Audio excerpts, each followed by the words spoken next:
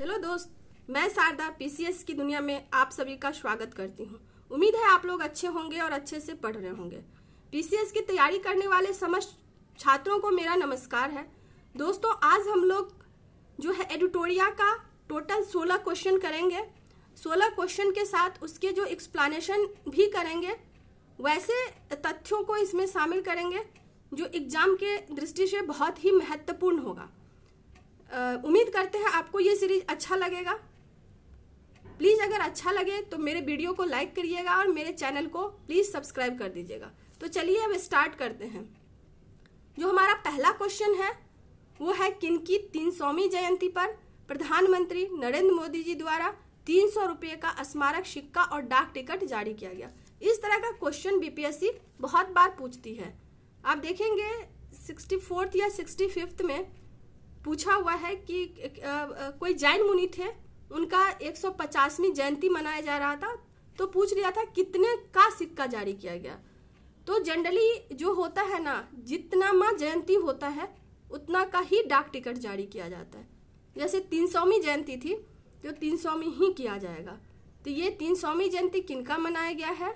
देवी अहिल्याबाई होलकर। अब ये जो 300वीं जयंती मनाया गया, इससे रिलेटेड कुछ फैक्ट हम लोग देखते हैं। इनका जो 300वीं जयंती था, तो इसके उपलक्ष्य में लोक माता देवी अहिल्याबाई महिला सशक्तिकरण सम्मेलन का आयोजन किया गया। किसका आयोजन किया गया? लोक माता देवी अहिल्याबाई महिला सशक्तिकरण सम्मेलन 2025। इसका आयोजन कहाँ किया गया? मध्य प्रदेश, भोपाल में। इसका कारण पहले ही बता दिए, अहिल्याबाई होलकर का 300वीं जयंती। अब जो अहिल्याबाई होलकर से रिलेटेड है, दो पक्ष में देखेंगे। एक उनका जो स्टैटिक वाला जो एग्जाम के पॉइंट ऑफ व्यू से है, दूसरा करंट, यानी करंट में लोक माता देवी अहिल्याबाई महिला सशक्तिकरण सम्मेलन में क्या क्या स्टेप लिया गया। तो इसमें पहला था, इसमें एक जनजाति महिला को पुरस्कृत किया गया जिनका नाम था जयमती कश्यप। तो पूछ देगा कि किनको सम्मानित किया गया, तो जयमती कश्यप था। दूसरा, डाक टिकट जारी किया गया 300 रुपये का।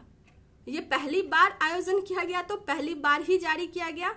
और इस सिक्के को कहाँ ढाला गया है? कलकत्ता के टकसाल में। अब देखिए कि अहिल्याबाई होलकर से रिलेटेड एग्जाम के पॉइंट ऑफ व्यू से क्या इंपॉर्टेंट है।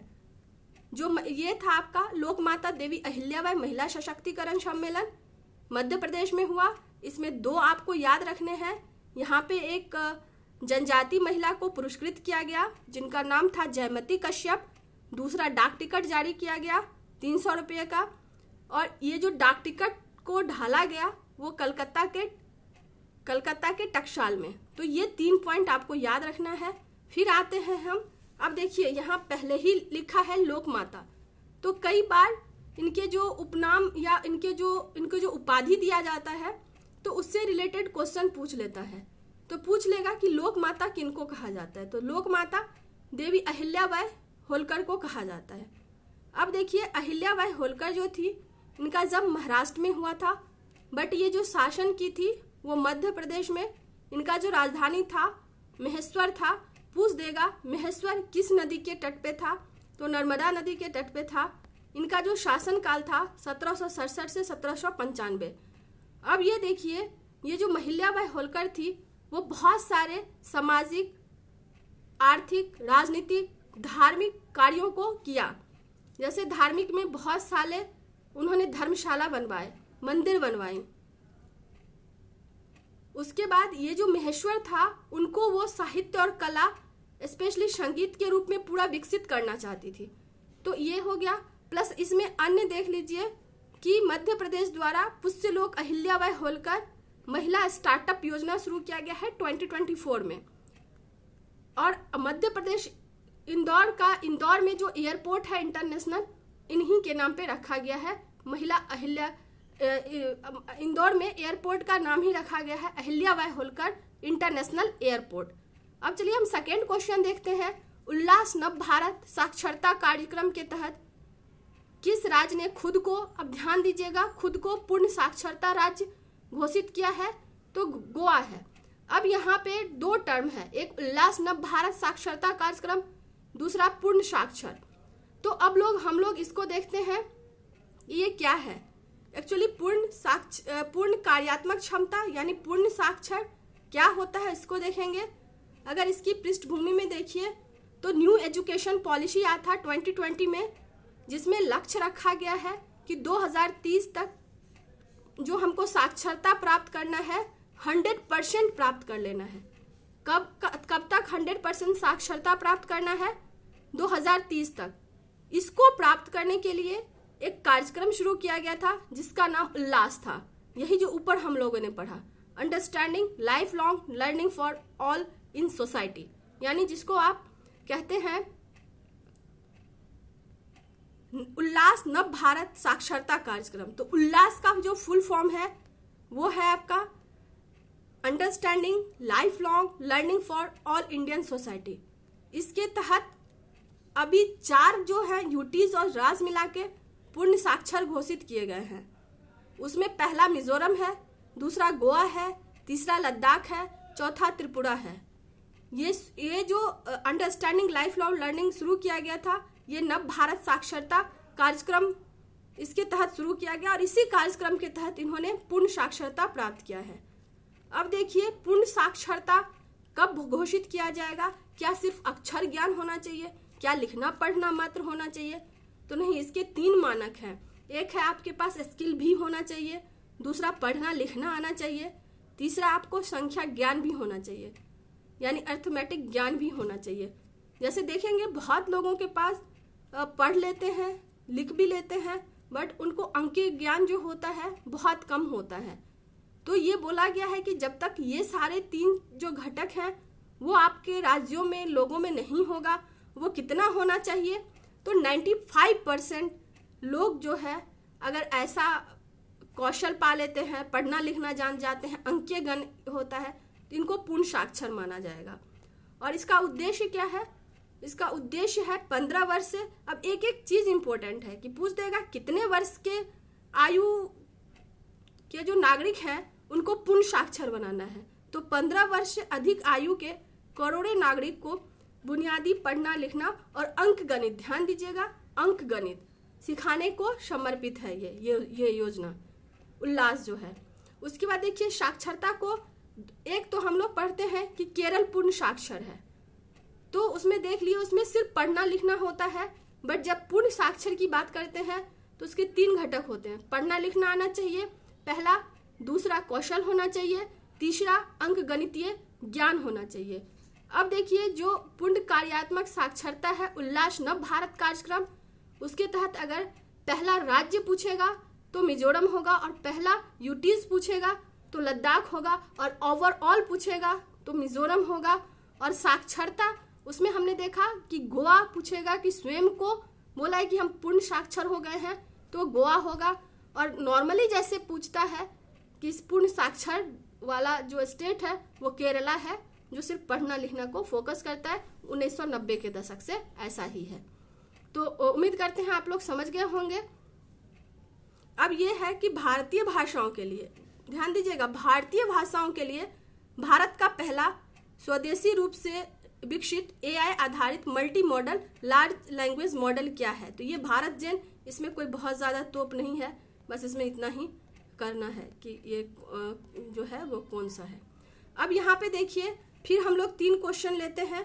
केंद्र सरकार ने जम्मू कश्मीर के किस वन्यजीव अभयारण्य को इको सेंसिटिव जोन के रूप में घोषित किया है? एक तो यही हो जाएगा, पूछ देगा ताल वन्यजीव अभयारण्य कहाँ है? ये जम्मू कश्मीर में है। दूसरा आपको ये इन्फॉर्मेशन मिला कि इको सेंसिटिव जोन कौन घोषित करता है? केंद्र सरकार, राज्य सरकार नहीं करती है। तो अब हम लोग देखते हैं इको सेंसिटिव जोन होता क्या है। तीसरा इसमें पूछेगा इको सेंसिटिव जोन क्या होता है? तो इको सेंसिटिव जोन होता है जो आप जितने भी संरक्षित क्षेत्र होते हैं, नेशनल पार्क या वाइल्ड लाइफ सेंचुरी, उसके जो 10 किलोमीटर का एरिया होता है उसमें सभी कार्य को प्रतिबंधित कर दिया जाता है। माना जाता है कि ऐसा क्षेत्र पर्यावरणीय संसाधन की दृष्टि से अतुलनीय है और इनको संरक्षित करना वर्तमान में जरूरी है। इनमें कोई जो लॉस होता है वो नहीं होना चाहिए, जो ह्रास होता है वो नहीं होना चाहिए। तो ऐसे कंडीशन में केंद्र सरकार जो है इको सेंसिटिव जोन घोषित करती है। अब अगला जो हमारा क्वेश्चन है वो देखिए बहुत इंपॉर्टेंट है। ये पूछा है भारत का पहला मानव युक्त गहरे समुद्र मिशन से संबंधित निम्नलिखित कथनों पर विचार करें। भारत 2026 तक अपना पहला मानव गहरा समुद्र अन्वेषण मिशन समुद्रयान लॉन्च करेगा। तो देखिए इससे अब जो क्वेश्चन होते हैं उसको आप कैसे पढ़ें, उससे आप कैसे सीख सकते हैं। तो सबसे पहले तो आपको यही मिला, इसमें समुद्रयान मिला, भारत मानव के गहरे समुद्र अन्वेषण मिशन मिला, भारत 2026 मिला। मतलब समुद्रयान क्या है, मानव के गहरे समुद्र अन्वेषण से रिलेटेड ये है समुद्रयान।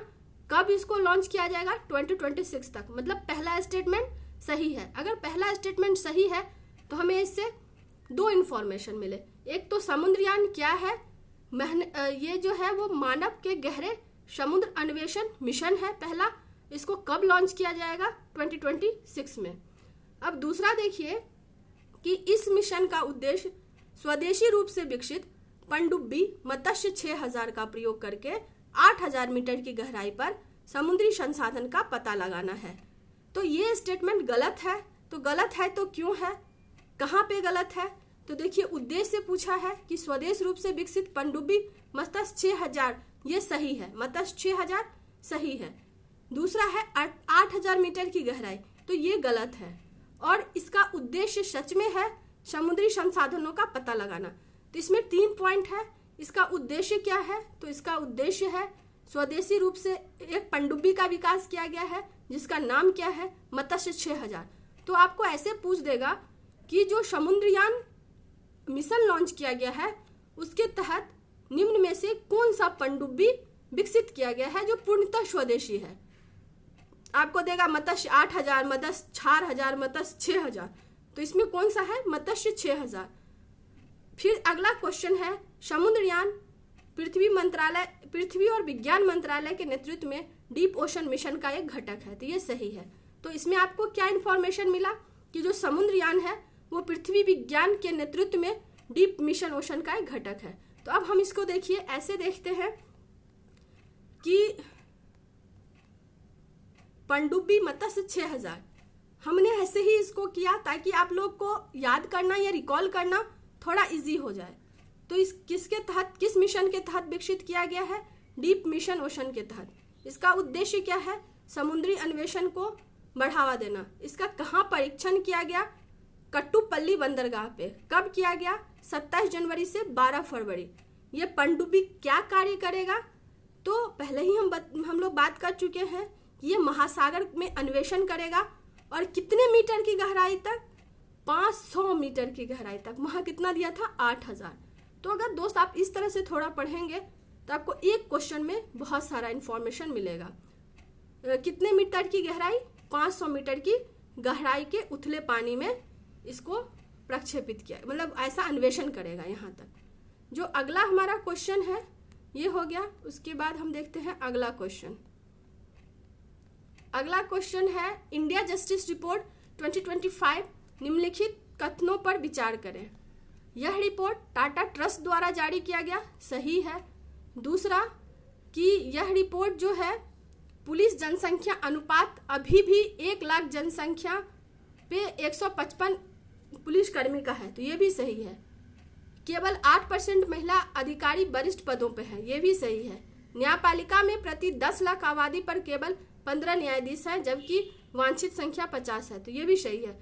तो देखिए आपको इसमें कितना इन्फॉर्मेशन मिला। सबसे पहले मिला कि इंडिया जस्टिस रिपोर्ट कौन जारी करता है, टाटा ट्रस्ट। दूसरा मिला कि पुलिस जनसंख्या अनुपात भारत में कितना है, 1 लाख जनसंख्या पर 155, जो कि एक समस्या है। आप लोग बताइएगा वांछित कितना होना चाहिए। तीसरा है इसमें कि जो महिला अधिकारी होती हैं वरिष्ठ पदों पर, जैसे IPS, DGP, तो वहाँ पे मात्र 8% महिला है, चाहे वो पुलिस हो चाहे वो न्यायपालिका हो। तीसरा बोल रहा है कि न्यायपालिका में प्रति 10 लाख जनसंख्या पर मात्र 15 न्यायाधीश है, जबकि कितना होना चाहिए, 50। तो इसमें पूछ रहा है कि कौन सा कथन असत्य है। हाँ दोस्त, एक चीज और, जब आप पढ़ते हैं उपयुक्त में से कौन सा कथन सत्य है असत्य है, तो सबसे पहले उसी को घेरा करिए कि पूछ रहा है सत्य है कि असत्य है, क्योंकि कई बार हम लोग इसमें गलती कर देते हैं। तो यहाँ पूछा असत्य है, तो एक भी असत्य नहीं है, सब सत्य है। तो अब इसको हम लोग थोड़ा देख लेते हैं। इंडिया जस्टिस रिपोर्ट कौन जारी करता है? टाटा ट्रस्ट। इसका उद्देश्य क्या है? जो न्याय व्यवस्था है उसकी रचनात्मक क्षमता को मापना। अब देखिए शब्द से खेल रहा है, न्याय व्यवस्था, तो न्याय में क्या क्या आता है? पुलिस और न्यायपालिका। न्याय कौन देता है? पुलिस ही ले जाता है ना, चोर को पकड़ के और कस्टडी में करता है और फिर न्यायपालिका के समक्ष प्रस्तुत करता है। तो इसमें यही है, पुलिस, न्यायपालिका, कानूनी सहायता और कारागार। ठीक है, इतने चीज़ों पे ये आकलन किया जाता है टाटा ट्रस्ट के द्वारा। ओवरऑल में प्रथम स्थान कर्नाटका को पाया है, ये लगातार पहला स्थान पा रहा है। छोटे राज्यों में सिक्किम है और बिहार में 1 लाख जनसंख्या पर केवल 81 पुलिसकर्मी है, जबकि भारत में 155 है। यानी बिहार अभी राष्ट्रीय स्तर से बहुत नीचे है। अगर स्टेटमेंट क्वेश्चन देगा तो इस तरह से दे सकता है। तो इसमें आपको इतना पॉइंट याद रखना है कि कौन जारी करता है, इसमें कितने घटक हैं, तो 4 है। पहला पुलिस, दूसरा न्यायपालिका, तीसरा कितना कानूनी सहायता मिलता है और चौथा कारागार। कारागार की क्या स्थिति है, जैसे अभी देखते होंगे जो कैसे लोग जेल से ही मर्डर करने का प्लान कर लेते हैं। छोड़िए, उतना नहीं जाएंगे। इसमें जो पहला स्थान है वो कर्नाटका का है, छोटे राज्य में सिक्किम है। पहला स्थान किसको है? कर्नाटका को है, और छोटे राज्य में किसका है? सिक्किम का है। तो इतना अगर रखते हैं तो निसंदेह आपको कोई दिक्कत नहीं होगा। हाँ, अब अगला क्वेश्चन जो है कि असम और मेघालय सरकार ने ब्रह्मपुत्र की सहायक नदी पर संयुक्त रूप से 55 मेगावाट जल विद्युत सिंचाई परियोजना शुरू करने की सहमति जताई है। तो वो कौन सा नदी है? तो ये संकोश है। तो अच्छा, जैसे आप पढ़ते हैं तुरंत आपके दिमाग में आना चाहिए ब्रह्मपुत्र नदी से रिलेटेड थोड़ा इन्फॉर्मेशन हम ले लेते हैं। तो चलिए इसको हम देख लेते हैं कि असम और मेघालय सरकार द्वारा ब्रह्मपुत्र की सहायक नदी पर जो है वो जल विद्युत प्रोजेक्ट शुरू किया गया है। तो इसमें एक आपको मिलेगा कितने क्षमता का?